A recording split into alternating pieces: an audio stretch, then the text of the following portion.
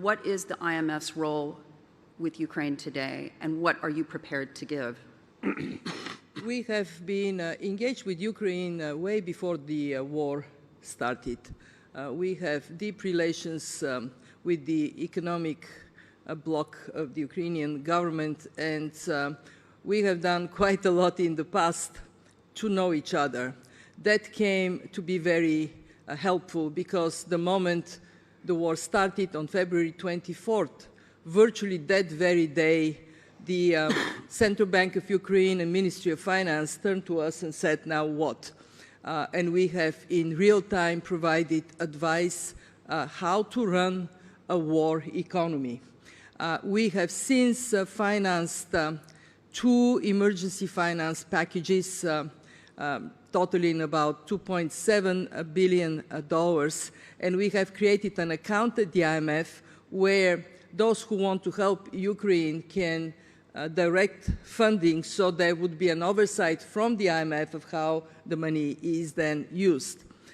Now we have a very important program, 4 months, in which we define what are the key policy actions that need to be taken to keep inflation under control. It is high, it got to 25%, but in many war countries, inflation would run in the hundreds of percent, not in that level, and how to continue to provide critical services, pensions to be paid, salaries of teachers and doctors to be paid, the economy to function. This has proven to be quite successful. I am full of admiration of the Ukrainian authorities. We hold our meetings virtually. Very often we would hear the sirens, and then the meeting would be interrupted just for a couple of seconds if people need to move to a safer direction, and we would continue to work on. My brother is married to a Ukrainian. He found himself in Kharkiv when the war started. He was there until June.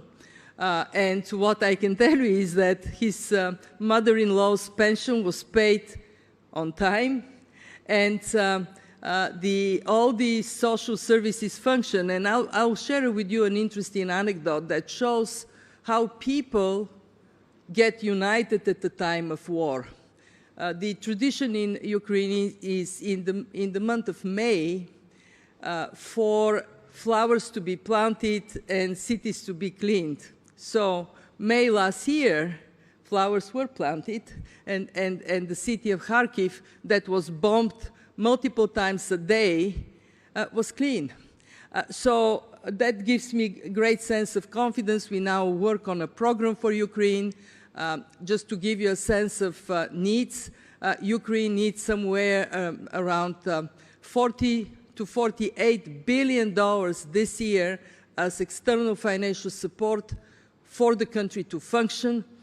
It will be helped by the European Union, by the US, by others, but we, as an institution with long-standing relations with Ukraine, strongly believe we have to play also our stabilizing role by being there for the Ukrainian economy and the Ukrainian people.